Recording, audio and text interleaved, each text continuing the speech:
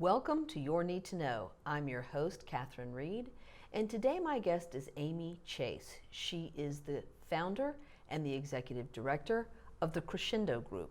This is an organization that works with survivors of gender-based violence, refugees, and people from marginalized and minority communities. Thank you so much for being here, Amy. Catherine, thank you so much for having me. So your organization is a social enterprise. Correct. So I'd like to take just a moment and while you're explaining sort of the genesis of how you came to found Crescendo, talk a little bit about why you chose to make it a social enterprise. So I get this question a lot from people who are thinking about starting their own businesses or nonprofits. I do a lot of speaking engagements at conferences and panels for entrepreneurs, and again, people who are just thinking about starting their own businesses, and they always ask me, why a social enterprise? And that's because nonprofits focus on fundraising. And a social enterprise is for-profit. It can be registered as an incorporation or an LLC or any of the other IRS tax categories out there for for-profit organizations.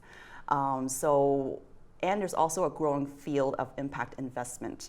So that's the area that I'm focusing on when I look for funding. It's a mix of grants and also payments from private clients, as well as investments from social impact investors.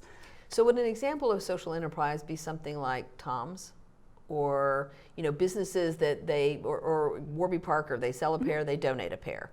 There are all kinds of companies who are for-profit businesses, and yet part of their business model is their commitment to providing for free certain items or goods to certain populations. In order to be considered a social enterprise, their entire mission has to be a social mission. So yes, there are a lot of companies out there that do great work in the corporate social responsibility space, or even in the social impact space. Like Tom's, for instance, their mission, if I recall, they do have a very strong social mission. So yes, I would consider them a social enterprise.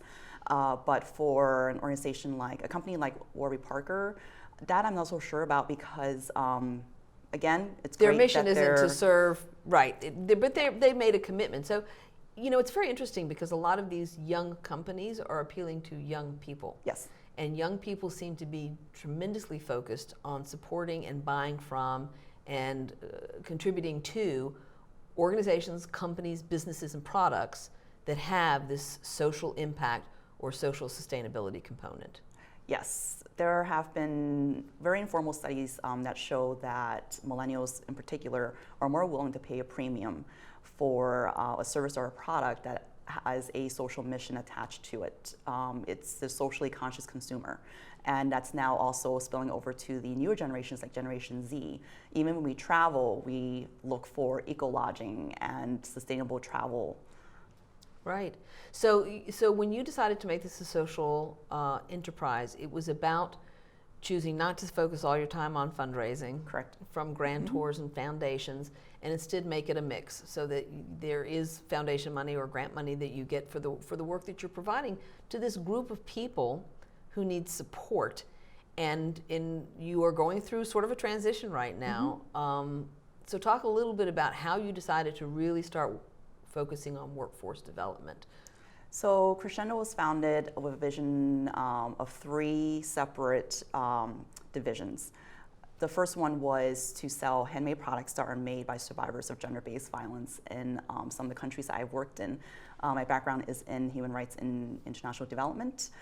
So I worked in wonderful places like Afghanistan, Iraq, Kosovo, and I wanted to provide a bridge for these women who are making these products to access a larger market, a wealthier market.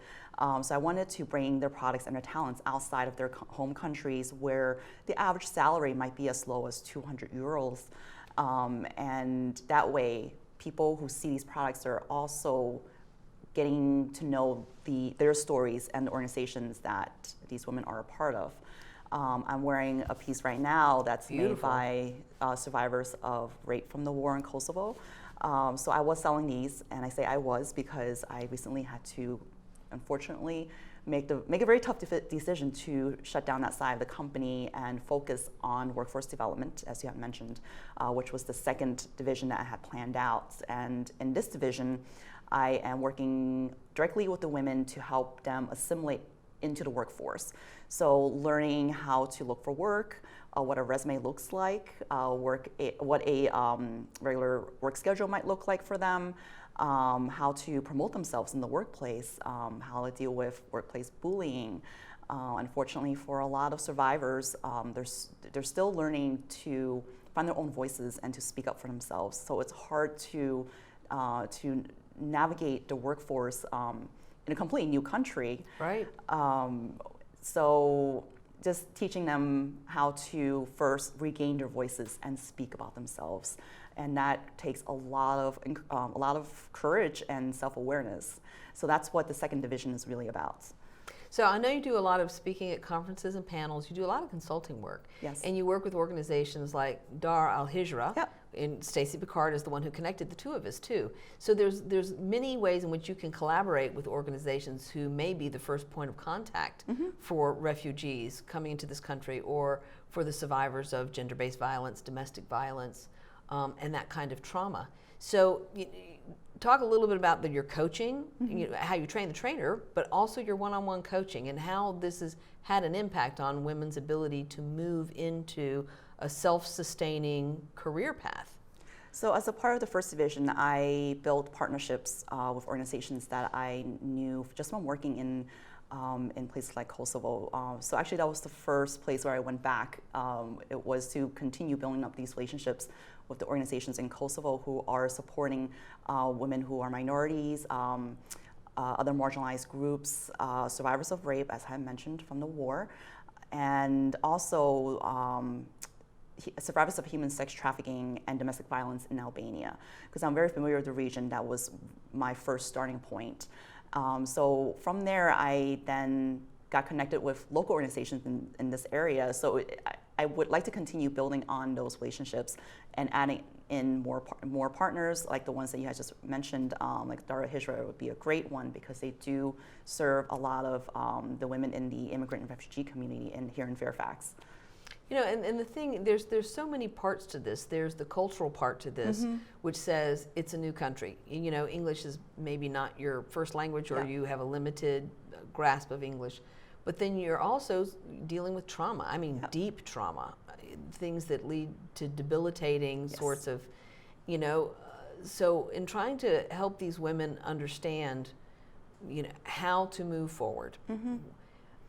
Do you try to assemble for them? I know that you are doing a lot of one-on-one coaching too, but try to assemble the other services or the other nonprofits who can be a piece of their journey into a sustainable life, either here or in their countries overseas? Yeah, I think it's great that a lot of these organizations are helping these women, and it's part of their mission to, to say, we helped X number of women find work after arriving in the country within 12 months. But as I mentioned, mental health is a large factor, and actually a huge motivation for me, or a huge motivator for me in founding Crescendo, is because I am also a survivor of domestic violence and sexual assault and rape at a very young age. So I know the struggles that these women face. I know how hard it is to even get out of bed on certain days and not understanding why you just can't get out of bed. I know what that pain feels like. I know how hard it is to finally get out of bed and put a smile on your face and pretend that everything is fine, because you can't tell your boss the turmoil that you're dealing with inside, and it takes a lot of work and energy.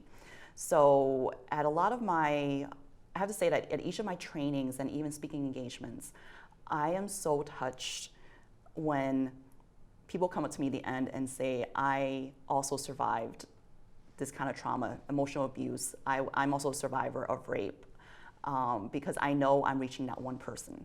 And that's all that matters to me, is that someone out there feels heard and they know that they're not alone. So when I'm working with these groups of women and I share this with them, that's my connection to them, because they're meeting so many social workers and neighbors who don't really understand the circumstances that they're dealing with internally, and might not understand why it's so hard for them to even, again, like I said, speak about themselves. So we have that connection. And that's my motivation for really what I do on a day-to-day for Crescendo, is to help get these women moving, I shouldn't say moving past their traumas, but working through it. Exactly, exactly, while being able to provide for themselves and their families, because we all know that that women always reinvest their earnings into their families. That's so true. That is a data set that's been proven going back to the 1970s, actually. The Grameen Bank and Muhammad Yunus discovered that when you make a loan to women, they invest in their community, their family, their children. Exactly. And they are good at repaying their loans, too. So what I think is really key here, and something that you're really highlighting, is when we think about refugees, for instance, we're not necessarily thinking about refugees of war, particularly women, are going to be survivors of the worst kinds of trauma, including rape, multiple rape, gang rape, all kinds of things almost unimaginable for those of us who live in this country and who have not been the victims of those kinds of things. And so, how prepared do we think employers are to understand and embrace the fact that it's more than just, say, a language issue or a culture issue? Exactly. I mean, your average immigrant who come here might struggle with language barriers, which they can overcome by taking English classes, learning how to drive. Maybe in their country there are no lanes in the road, but for the population that you just described, they are dealing with a lot more than just language barriers and learning the ways of the roads here. They're also dealing with traumas like sexual violence, rape, sex trafficking, facing a lot of danger to their families on a daily basis. So we do need to keep that in mind, and I think we are in a very privileged position where when we go to work, we get benefits like sick leave, and I'm very fortunate that if I call in sick, my boss doesn't ask me, oh, what's wrong? Because I do take a lot of mental health days because of my own traumas that I am continuously working through. And so you really point out something that I want our viewers to understand, that this providing services to this particular population has a lot of different aspects to it. Yep. And when we come back from this break, we are going to talk about this further. Let me tell you about the toughest guy on earth. He does the work of 2 jobs, but only gets paid for one. He's tough enough to feed the man that gave him a lifetime of nourishment. He has the crazy strength to lift the man that raised him up without even flinching. That's right. No Employee of the Month bonus check here. This guy, no, this warrior, will always be by his father's side, even if his dad will hardly remember. Good luck finding a gym to train for that. If this guy isn't the toughest guy on the planet, then I don't know who is. Caregiving is tougher than tough. Find the care guides you need at aarp.org/caregiving. Maria, so how's work? It was 4th period biology. Our students just weren't getting how easily viruses spread. So Miss Bell and I had them role play a zombie virus outbreak. By the time they had all learned the lesson, all the living were dead. Hey, how's your job going? That big sales meeting I planned? Next year, I might get to go. Cool. What are you looking for?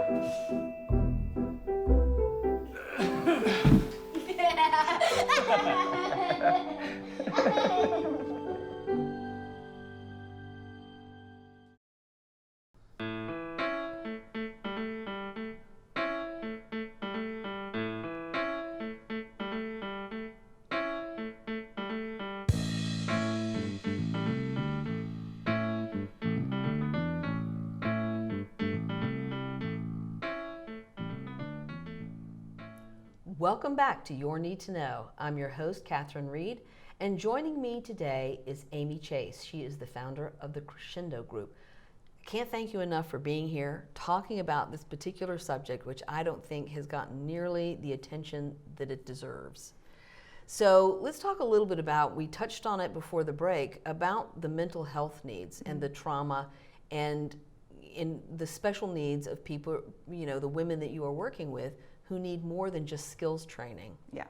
So I'm also a huge, very vocal advocate for mental health and just providing a platform for people to speak about it openly because, as I mentioned before the break, I'm also a survivor of a lot of trauma, and I continuously work through my traumas in therapy, but I have that privilege of accessing therapy. A lot of the women that we see coming to this country, whether they're immigrants or refugees or asylum seekers, they come from cultures where mental health is so highly stigmatized. They could not speak openly about their traumas, and not just mental health, but also what's happened to them, whether it's rape or some other form of sexual assault. So being able to talk about those traumas and work through them, that is a huge barrier to entry into the workforce. Do you think the Me Too movement, to some degree, has helped slowly to sort of lift this stigma around saying, I am a survivor of assault? Because I think after the first Me Too stories broke in the media, people were astonished at how many women said Me Too. And now the statistics are really starting to show that a very high percentage of women, I think the statistic of 1 in 16 women's first sexual encounter was forced. Yep. What does that tell us about our own culture and our inability as women, as a society, to talk about what unhealthy ideas we have about consent? Yes. And so is the Me Too movement to some degree breaking open this discussion in the workplace? Yes, and not just in the workplace, but even in the private homes. I saw the article in the Washington Post, the one you just cited, about how 1 in 16 women's first sexual encounter at the age of 15, I think was the average age, was non-consensual. So we've always had conversations about how women are hypersexualized in media. So the Me Too movement have really broken through that conversation and say, well, here are the consequences of how those attitudes and expectations of women are in society, and here are the damages that are not only happening now, but have happened in the past. Oh, so listening to the song Summer Nights from Greece, I heard it on the radio this summer. Listening to Summer Nights, and there's a line in there that the chorus of men ask, did she put up a fight? Yeah. Did she put up a fight? What does that tell us when that is a line in a popular movie and Broadway show, this assumption that a fight would be put up in an encounter between two teenagers? I mean, that shows how accepting we are of the idea that that is a dynamic that is commonplace and acceptable. Yeah, I grew up with that movie. I'm still a fan of it. But yeah, that line is one that is now coming to light to say, no, that's not right. It's not right. It's not healthy. You know, we just passed legislation here in Virginia about adding consent to the family life education. You know, you say to yourself now, well, obviously we should have that conversation, but there's a lot of things now. You know, another is the menstrual equity movement, and I've done things on this show around the menstrual equity movement and how traumatizing and stigmatized young girls are over dealing with that. And then again, in other countries, people think that's an issue in third world countries. It's an issue in Fairfax County. Yeah. And so I'm glad that we're able to talk about it. I'm glad that we can say period, and and expect that people should know what we're talking about. Yes. Yeah, and that it's okay to say the word menstruation. Yeah. Because it's a normal thing. It's and people should acknowledge that. In the workplace, in our school environment, people should acknowledge that this is part of being a female. Yes. And this is something that has to be managed in school and in the workplace. Yes. And that everybody's now going to talk about it. I mean, I pretty much feel like we have come to this critical place in history where women are finally stepping up and owning our lives and what it means to be female, and some of these topics that have been so stigmatized that we have been unable to share them, Yes. get mental health counseling, to be open with our families, with our, Yeah. about traumas that we have suffered through. Exactly. And again, that is very specific to our country. Unfortunately, for a lot of women out in the rest of the world, they are still very unable to talk about their traumas. And I always reference Kosovo because that's where I've done most of my gender work. The women there have survived, oh my God, countless traumas during the war in the 90s, and there are still an estimated 20,000 survivors of rape from the war, and at the time some of these women were just children. So it's been, 20 years now, and they still can't speak openly about it. You can't move a society forward without acknowledging the traumas that half of your population has had to deal with. True. And I was pleased and surprised and gratified that Bill Gates recently in an interview said that he thinks the greatest threat to the world is gender inequality. Mm-hmm. And I'm thinking, yeah, I'm glad you said it. I'm glad that his wife Melinda Gates is putting funds, $1 billion is being committed to gender equality. It's about time we really started talking about how we have not done enough to remove some of the factors that make gender-based violence so common. Yes. Yeah, and when we talk about gender, we're not just talking about women. We're also talking about members of the LGBTQ plus community. And again, we live in a country where there are a lot of places where members of the LGBTQ plus community can be more open and speak openly about their identities. But there are many parts of the world where that is still not allowed. True. In fact, it's dangerous. It could Yes. end your life to talk about that. Yes. Yeah. So what you're doing is trying to help move forward a very specific group of women who has truly special needs. So how could people access your organization? In what ways can people work with you? So I am able to lead workshops. I do a lot of consulting. If people are interested in even just doing one-on-one coaching because they're working through their own traumas, I love working with people who are looking to grow because I've gone through a lot of growing myself, and I had to because I have to support myself. So I always tell, especially women of color, that we do have a special set of needs that a lot of other career coaches and life coaches out there who might not necessarily understand. I have a partnership with another nonprofit who can provide a network of therapists. So because I'm not a trained therapist, I'm not Right. a social worker, I know what my gaps are. So I fill those gaps by building up these partnerships with therapists, with other nonprofits, religious institutions, and just knowing that being very aware of the people I work with come from Right. very difficult backgrounds. And I've worked in some of these backgrounds. I was in Afghanistan for 2 years. I worked with women who were expected to take care of their children and take care of the household, do the grocery shopping, while they were the sole breadwinners for their entire families. Sometimes that include their children, their husbands, and their in-laws. So, there's been some restrictions recently on refugee resettlement programs. Yes. And I know that has impacted the ability to try to help people seeking asylum or refugees from war-torn countries. Going forward, do you see any easing of those restrictions? Or, how many people are we actually able to help at this point? I think the number is down from something like 110,000 resettlements to like 30,000, and they expect the number to go lower. I think the current administration is putting a cap in 2020 on the number of asylum seekers coming in at 18,000. Yeah. If we look at the number of conflicts around the world, that is barely a drop in the bucket. In 2018, the UNHCR reported that 70.8 million individuals were forcibly removed from their homes, and 25.9 million of those people are refugees. Right. So we're looking at 18,000 out of 25.9 million. That's hardly anything. Yeah. Well, so for the people who are here, they are fortunate to be here. Yes.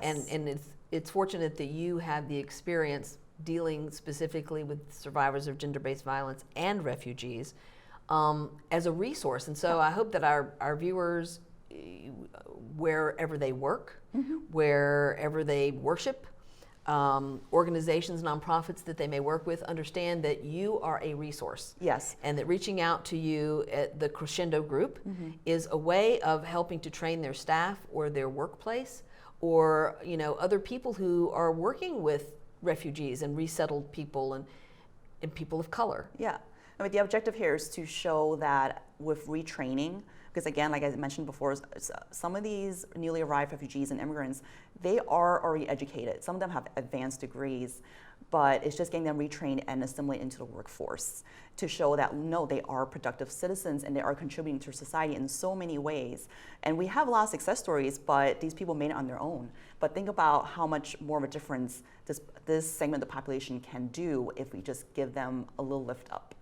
And true, we're running out of time. We haven't even talked about the fact that a lot of these women have children. Yes. And the trauma and the stress that is passed down to children who grow up with a lot of stress in their home life, in their families.